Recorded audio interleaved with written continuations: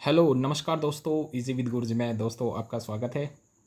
जैसे कि आप देख पा रहे हैं इम्पोर्टेंट साइंस डोज, और ये आपके प्रीवियस ईयर के मैं आज क्वेश्चन लेके आया हूँ आपके सामने। ठीक है, तो आप इनको करिएगा, और अगर आपको नहीं आता तो आप सीखिएगा, और अगर आपको आता है तो आप कमेंट कीजिएगा। ठीक है दोस्तों, तो नंबर डालें ना आप कितने कितने सही हैं।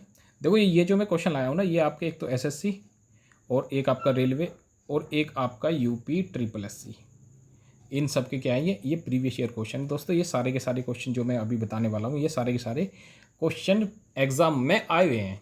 ठीक है, तो हाय, अगर आप इनको करते हैं क्या पता हो सकता है रिपीट हो जाए। ठीक है, तो चलिए दोस्तों शुरू करते हैं। तो जैसे कि आपके सामने स्क्रीन पर सबसे पहला क्वेश्चन कि संसार का सबसे बड़ा पुष्प कौन सा है। दोस्तों ये है रेफ्लेशिया। दोस्तों रेफ्लेशिया का एक मतलब फूल होता है, पुष्प होता है, तो वो मतलब इस वर्ल्ड का, संसार का सबसे बड़ा पुष्प होता है। ठीक है दोस्तों, अगर ये आपको आता था तो आप लाइक कर देंगे, ठीक है, और नहीं आता था तो आप कमेंट करके बताना। तो सबसे पहला क्वेश्चन आपका आप आंसर हो जाएगा रेफ्लेशिया। देखो देखो दोस्तों, मैं वन लाइनर क्वेश्चन लाता हूँ, ऑप्शन वाला मैं नहीं लाता, क्योंकि उससे क्या है कि आपका समय मैं चाहता हूँ कम से कम लगे। देखो दोस्तों, नेक्स्ट क्वेश्चन आ गया है, जीवन चक्र की दृष्टि से पौधे का सबसे महत्वपूर्ण अंग कौन सा है। तो कौन सा है, पुष्प है भाई। फूल से ही मतलब फूल से ही कली बनती है, कली से जो है फिर वो एक बीज का निर्माण होता है। तो इसलिए जो जीवन चक्र है उसकी दृष्टि सबसे महत्वपूर्ण कौन सा है, फूल का है। फूल से ही वो, तो आपको पता भी होगा, जो मतलब पेड़ पौधा होता है वो फूल के जरिए प्रजनन वगैरह जो करता है, मुकुलन वगैरह। ठीक है, तो इसका आपका सही जवाब हो जाएगा पुष्प। ठीक है दोस्तों, चलिए नेक्स्ट क्वेश्चन पर चलते हैं। देखिए ये है आपका, मानव शरीर में जो रक्त का शुद्धिकरण होता है वो कहाँ पर होता है। बताइए दोस्तों, कहाँ पर होता है भाई। आपकी किडनी में होता है ना। ये देखो वृक आ गया आपका आंसर। तो कहाँ होता है, वृक, इसको हम किडनी कहते हैं। यहीं पे हमारा जो है खून जो है ब्लड प्योरीफायर होता है। तो अगर आपको ये भी आता था तो आप अपनी काउंटिंग कर लें दोस्तों। आप एक काम करना, एक इसे एज ए प्रैक्टिस सेट लीजिएगा। देखना आप कितने आपके सही होते हैं और कितने आपके गलत होते हैं। देखो भाई, जो WBC है, एक होती है RBC रेड ब्लड सेल्स, एक होता है WC वाइट ब्लड सेल्स। इनका जो मुख्य कार्य होता है, क्या करना होता है, रोग प्रतिरोधक क्षमता का धारण करना। दोस्तों जब आपको पता है, आपको जब वो मतलब एड्स नाम की एक जो वायरस है, मतलब जो एड्स है वो आपको बीमारी होती है, तो वो सबसे पहले ये जो इसकी WBC की टी सेल है ना, उनको ख़त्म करती है। टी सेल पे अटैक करती है। ठीक है दोस्तों, तो ये भी क्वेश्चन पूछा गया है कि जो HIV है हमारा, वो किस पर अटैक करता है। तो वो जो WBC की टी सेल पर अटैक करता है। ठीक है, तो ये आपका इसका रोग प्रतिरोधक क्षमता है, इसका बिल्कुल सही जवाब हो जाएगा। लास्ट में देखना दोस्तों कितने आपके सही हैं कितने गलत हैं। राजस्थान में तांबे का विशाल भंडार किस क्षेत्र में स्थित है। तो भाई कहाँ है, खेतड़ी में। खेतड़ी है, तांबा यहाँ पे खाने हैं। ठीक है, और राजस्थान का एक जो खेतड़ी है, मतलब वो एक फेमस एरिया है जिसमें आपका जो है ये सब मिलता है। और तांबा जो है वो मैक्सिमम भी हमारे खिचड़ी में मिलता है राजस्थान के अंदर। तो इसका सही क्वेश्चन खिचड़ी हो जाएगा। ये है कि भारत की प्रमुख धान्य फसल कौन सी है। धान्य फसल कौन सी है, चावल है। चावल जो है भारत सर्वाधिक उत्पादन अगर किसका करता है तो वो करता है चावल का फर्स्ट पर, और सेकंड पे किसका करता है दोस्त, सेकंड पे करता है गेहूं का। ये भी आप क्वेश्चन याद कर लीजिएगा। ठीक है, नेक्स्ट है कि जो पत्तियों के दो मुख्य कार्य कौन कौन से होते हैं। भाई पत्तियां क्या करती हैं, जो पेड़ पौधे की पत्तियां होती हैं क्या करती हैं भाई, वही तो प्रकाश संश्लेषण करती है। तो भाई प्रकाश संश्लेषण और वाष्पोत्सर्जन भी वही करती है। ठीक है दोस्तों, अगर आपसे पूछे प्रकाश संश्लेषण क्या होता है, तो आप एक लाइन में जवाब देंगे कि सूर्य के प्रकाश में पेड़ पौधों और पत्तियों का हरा रंग कार्बन डाइऑक्साइड के साथ, जल के साथ क्या करता है, भोजन बनाता है। इस क्रिया को क्या कहते हैं, प्रकाश संश्लेषण कहते हैं। ठीक है, इस तरीके से आप डिफाइन कर सकते हैं। तो ये आपका आई होप क्लियर हो गया होगा। नेक्स्ट क्वेश्चन है दोस्तों कि डॉक्टर, चित्रकार, शिल्पकार आदि के द्वारा उपयोग किए जाने वाले कैल्शियम सल्फेट का लोकप्रिय नाम क्या है। तो क्या है दोस्तों, प्लास्टर ऑफ पेरिस। इसको हम क्या कहते हैं, POP भी कहते हैं, प्लास्टर ऑफ पेरिस। इसका फार्मूला क्या होता है दोस्तों, CuSO4 × ½ H2O। ठीक है, ½ H2O।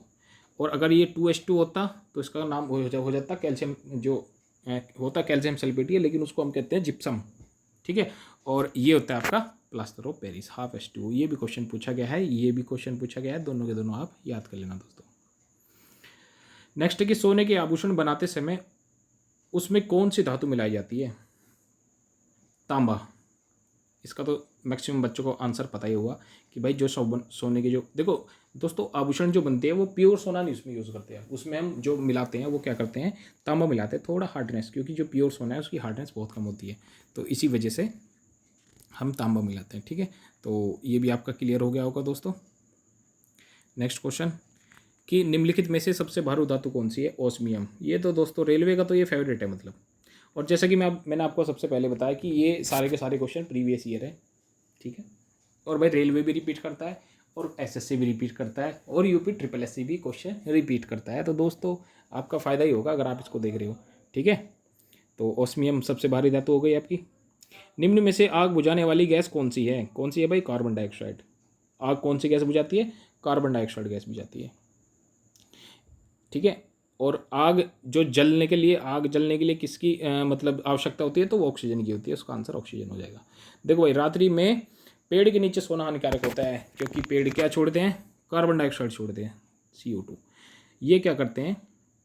दिन में तो आपका जो है ऑक्सीजन को ग्रहण करते हैं, और जो आपकी दिन में क्या करते हैं? जो कार्बन डाइऑक्साइड को तो ये ग्रहण करते हैं और दोस्तों ऑक्सीजन को ये छोड़ते हैं। ठीक है, लेकिन रात में इंसानों की तरह काम करते हैं ये भी, मतलब जैसे इंसान क्या करता है भाई, इंसान ऑक्सीजन लेता है और कार्बन डाइऑक्साइड गैस छोड़ता है, लेकिन रात में पेड़ पौधे भी ऐसे होते हैं कि ये भी ऑक्सीजन लेते हैं रात के टाइम और कार्बन डाइऑक्साइड गैस छोड़ते हैं। तो इसलिए दोस्तों पेड़ के नीचे रात को नहीं सोना चाहिए। और हाँ, पीपल का पेड़ एक ऐसा पेड़ है जो दिन में, रात में, दोपहर में, शाम में, चलो और तो कोई वो नहीं होता, लेकिन ये ओनली ऑक्सीजन छोड़ता है पीपल का पेड़ दोस्तों। ठीक है, ये भी आप याद रखना, ये भी क्वेश्चन पूछा गया है। क्लियर है दोस्तों? चलिए आगे चलते हैं कि मानव शरीर में प्रचुर मात्रा में कौन सा तत्व होता है? तो तत्व की बात पूछे तो क्या होता है? ऑक्सीजन होता है दोस्तों। तत्व की बात पूछे तो क्या होता है? ऑक्सीजन होता है दोस्तों। ठीक है, तो इसका आपका oxygen is the right answer. चलिए दोस्तों, टमाटर सॉस में क्या पाया जाता है? टमाटर सॉस में एसिटिक एसिड पाया जाता है, ये भी आपको शायद क्लियर हो। नेक्स्ट है दोस्तों, बायोलॉजी के जन्मदाता के रूप में किसे जाना जाता है? तो अरस्तु को बायोलॉजी के जन्मदाता के रूप में मनाया जाता है। मनाया नहीं, माना जाता है दोस्तों। देखो कभी कभी वक्त और हालात और फीलिंग और जज्बात सब कुछ बदल जाते हैं, तो उसको आप इग्नोर करना। तो बायोलॉजी के जन्मदाता किसके रूप में जाने जाते हैं? तो भाई बायोलॉजी का जो जन्मदाता है वो अरस्तु है। अरस्तु। इसमें हाँ एक क्वेश्चन और इम्पोर्टेंट इसमें भाई, आपको पता है जो MBBS डॉक्टर होते हैं, ठीक है, तो ये MBBS जो डॉक्टर होते हैं ये जब क्या करते हैं, जब ये मतलब शपथ लेते हैं तो उनको किसकी शपथ दिलाई जाती है? ये भी क्वेश्चन दोस्तों पूछा गया है। तो किसकी दिलाई जाती है? हिप्पोक्रेटस। ये भी एक साइंटिस्ट हुए हैं दोस्तों, इनकी शपथ इस MBBS डॉक्टर को दिलाई जाती है। ये भी क्वेश्चन आपका पूछा गया है, और ये तो वही आपका पूछा गया है, ये तो दोनों आप याद रखना दोस्तों। ठीक है, किस पौधे का फल भूमि के नीचे पाया जाता है? तो भाई किसका पाया जाता है? मूंगफली का। इसका जो फल है वो भूमि के नीचे पाया जाता है, सिंपल सी बात है। ये भी दोस्तों पूछा गया है, और ये शायद यूपी ट्रिपल एससी में ही पूछा गया है। नेक्स्ट आपका कि कोशिका को एक निश्चित रूप कौन प्रदान करती है? तो भाई कोशिका भित्ति प्रदान करती है। कौन करती है? कोशिका भित्ति प्रदान करती है। तो इसका कोशिका भित्ति बिल्कुल सही जवाब हो जाएगा। अगर आप दोस्तों अगर ये आपको आता था तो आप अपना नंबर जो है, जितने भी आपके नंबर आएंगे मुझे लास्ट में जो है कमेंट कर देना कितने में कितने आए। ठीक है, पत्तियों का हरा रंग किसके द्वारा? मैंने कहा था ना आपको क्लोरोफिल, तो ये क्लोरोप्लास्ट। क्लोरो आ गया आपका, समझ में आ गया आपको दोस्तों। तो इसका क्या हो जाएगा? क्लोरोप्लास्ट। राष्ट्रीय पर्यावरण अभियांत्रिकी संस्थान कहाँ स्थित है? ये भी क्वेश्चन दोस्तों अक्सर पूछा जाता है। ये है आपका नागपुर में। ठीक है, क्लियर है? भूरी क्रांति किससे संबंधित है? दोस्तों क्रांति का अगर आप चाहते हैं क्रांति के टॉपिक पर वीडियो बनवाना तो मुझे आप कमेंट कर दीजिएगा, मैं बना दूंगा। ये भी आपको मैं ट्रिक से बता दूंगा सारी क्रांतियाँ। ठीक है, टेंशन मत लेना दोस्तों आप।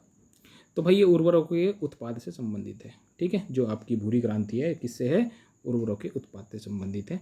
तो ये आपका बिल्कुल सही जवाब ये है कि भाई मादा पशुओं में बच्चे पैदा होते समय कौन सा हार्मोन अधिक सक्रिय होता है? तो ये होता है oxytocin hormone. Oxytocin is the right answer of the question. एक होता है ऑक्सीन हार्मोन। क्या होता है? ऑक्सीन। ये बाबू कहाँ होता है? ये होता है हमारा ऑक्सीन हार्मोन, होता है पेड़ पौधों में। ठीक है, और एक होता है ऑक्सीटोसिन, ये हमारा कहाँ होता है? ये होता है जो मादा पशुओं में जो बच्चे पैदा होने के समय जो हार्मोन सक्रिय होता है, ये देखो यही आपका जो है दूध वगैरह भाई बच्चे से ममता समता ये मतलब जो भी है इसी हार्मोन की वजह से होती है वो फीलिंग, ठीक है।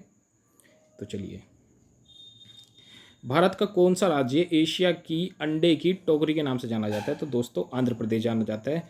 और आंध्र प्रदेश जो है जो हमारा पूरे भारत में सर्वाधिक अंडा उत्पादन भी करता है, यही है, कौन करता है? आंध्र प्रदेश, ठीक है। अब दोस्तों आपसे क्वेश्चन है कि जो हमारा अंडा उत्पादन में जो एक क्रांति आई थी उसको क्रांति का नाम क्या था, ठीक है दोस्तों, और उसकी शुरुआत किसने की थी और कब की थी? अगर दोस्तों आपने इसका सही जवाब दिया तो आपका नाम नेक्स्ट वीडियो में मैं खुद लूँगा दोस्तों, आप कमेंट करना मत भूलना, ठीक है। नेक्स्ट, पशु चिकित्सा अनुसंधान कहाँ पर स्थित है? भाई पशु चिकित्सा अनुसंधान बरेली में, ठीक है, क्लियर है, सिंपल सा जवाब है कि भाई भारतीय पशु चिकित्सा अनुसंधान बरेली में स्थित है। और ये दोस्तों आपका लेखपाल की परीक्षा में आया हुआ क्वेश्चन है, ठीक है, इसको भी आप याद रखना। लाल क्रांति किससे संबंधित है? मांस उत्पादन से, ठीक है दोस्तों। टेंशन मत लो, क्रांति की जल्दी लाऊंगा वीडियो, क्योंकि देखो क्रांति के कितने सारे क्वेश्चन पूछे जाते हैं, तो टेंशन मत लेना दोस्तों। इसी चैनल पर आपको क्रांति से संबंधित वीडियो मैं जल्दी लाने वाला हूँ, और वो भी ट्रिक से, वो भी ऐसे ही लाऊंगा कि आप एक बार वीडियो देखोगे ना तो आपका ये क्रांति का टॉपिक बिल्कुल क्लियर हो जाएगा, दोबारा देखने की आपको कहीं ज़रूरत नहीं है बस, ठीक है। तो इसका ये सही जवाब ये है कि भाई मुर्गियों की सबसे खतरनाक बीमारी, देखो दोस्तों ये रानीखेत बीमारी है, ये रानीखेत बीमारी, ये उसमें जो हमारे यूपीएसआई का उसमें पूछा गया था क्वेश्चन कि जो मुर्गियों की सबसे खतरनाक बीमारी कौन सी है, वो है रानीखेत बीमारी, इसको भी दोस्तों आप याद रखना। नेक्स्ट है कि दूध का घनत्व किस यंत्र की सहायता से ज्ञात किया जाता है? तो लैक्टोमीटर की सहायता से ज्ञात किया जाता है दोस्तों। दूध का घनत्व किससे ज्ञात किया जाता है? लैक्टोमीटर की सहायता से ज्ञात किया जाता है। भाई जो हमारा दूध होता है उसमें मतलब एक यंत्र होता है, ये आपने देखा भी होगा, उसको जैसे घुमाते हैं ना चक्री चक्री चक्री करके, तो उसमें कुछ डालते हैं, तो वही मतलब लैक्टोमीटर की सहायता से फिर उसका घनत्व ज्ञात कर लेते हैं। भारत में सर्वाधिक पशुधन किस राज्य में पाया जाता है? देखो दोस्तों पशुधन की बात हो रही है यहाँ पे, तो वो हमारा आ जाएगा उत्तर प्रदेश। उत्तर प्रदेश में सर्वाधिक पशुधन है। चलिए दोस्तों मैं थोड़ा जल्दी करता हूँ, ठीक है, आपका भी समय कम लगे और आपको क्वेश्चन सारे के सारे पता भी चल जाए। देखो दोस्तों इनको आप नोट कर लेना, ये बिल्कुल भी जो है मतलब हल्के में मत लेना इन क्वेश्चनों को, क्योंकि मैं प्रीवियस ईयर से क्वेश्चन उठा के लाया हूँ और पूछे गए हैं सारे के सारे क्वेश्चन, हल्के में मत लेना। भाई किसके दूध में वसा की सर्वाधिक मात्रा पाई जाती है? वो है रेडिएटर, ठीक है। तो रेडिएटर एक दुधारू पशु है जिसके दूध में सर्वाधिक वसा की मात्रा जो है वो पाई जाती है। गरीबों की गाय किसे नामा जाता है? भाई बकरी को बकरी को हम कहते हैं गरीबों की गाय। भाई सिंपल सी बात है, भाई जो गरीब है उस पर बेचारे पे इतनी जो है बड़ा पशु नहीं है, तो वो बकरी उसका काम दूध का जो है कर देगी और घास भी कम खाएगी, तो इसलिए शायद इसको गरीबों की गाय। चलिए अब आयोग ने देखो क्वेश्चन पूछा है तो भाई इसमें इंपॉर्टेंट बनता है, और नेक्स्ट कब किस एग्जाम में आ जाए ये भी आपको भूलना नहीं चाहिए, तो इसलिए आप याद कर लेना दोस्तों कि भाई दुधारू गायों की मुख्य पहचान क्या होती है। दोस्तों वैसे तो अलग अलग भाई ऑप्शन इसका जो है होता है, लेकिन इसका जो एक मतलब मैंने संपूर्ण उसमें लिख दिया है कि भाई जो आयन है उसका पूर्ण विकसित होता है, और जो दूध नलिका है वो उभरी रहती है, ठीक है, और दूध नलिका जो है वो टेढ़ी मेढ़ी होती है। इसमें से कोई भी आप अगर वो आता है तो ये मैंने सारे के सारे इसके आंसर लिख दिए। दुधारू गायों की मुख्य पहचान क्या होती है, ये दोस्तों लेखपाल की परीक्षा में आया हुआ क्वेश्चन है, जो लास्ट टाइम जो हुई थी उसी का ये क्वेश्चन है। नेक्स्ट आपका आ गया है कि ऊन के लिए विख्यात पशमीना, देखो इसको कभी कभी पशमीना, किसी को पश्मीना और पश्मीना अलग अलग नाम से जाता है, तो ये बकरी का नाम है, ये बकरी है, ये शायद ये आपके जम्मू कश्मीर की साइड पाई जाती है जी, ठीक है, ठंडे इलाकों में ऊन के लिए, ठीक है दोस्तों। पश्मीना क्या है? बकरी है, बकरी की एक नस्ल है। और अगर आप यूपी SSC पैट की अगर आप तैयारी कर रहे हैं तो दोस्तों आपके ये वाले टॉपिक जो टॉपिक से मैं क्वेश्चन दे रहा हूँ आपको, ये मतलब बहुत ही इंपॉर्टेंट टॉपिक है, और यूपी के लिए तो मतलब बहुत ही ज़्यादा इंपॉर्टेंट टॉपिक है। आप दोस्तों किस स्तनधारी के दूध में जल की मात्रा सबसे कम होती है? किस स्तनधारी के दूध में जल की मात्रा सबसे कम होती है? वो आती है मादा आती, ठीक है, क्लियर है। संसार का सबसे बड़ा पुष्प रिलेप्सिया, चलिए ये तो हो गया, और ये चलिए दोस्तों आज के लिए इतना ही, और ये हमारे चलो द्वार से हमारी ये चल गई है, ठीक है दोस्तों। आप स्कोर बता देना आपका कितना जो है आपका सही रहा है, और अगर दोस्तों ऐसी ही वीडियो मतलब आप चाहते हैं मैं आपको इंपॉर्टेंट क्वेश्चन कराता रहूँ दोस्तों, मेरा चैनल सब्सक्राइब कर लेना, ठीक है, और बेल आइकन दबा देना, और अगर ये वीडियो अच्छी लगी लाइक कर देना, और हाँ अपना स्कोर क्या रहा है अपना जो स्कोर है वो नीचे कमेंट में मुझे बता देना। तो ठीक है दोस्तों, बाय बाय, जय हिंद, जय भारत।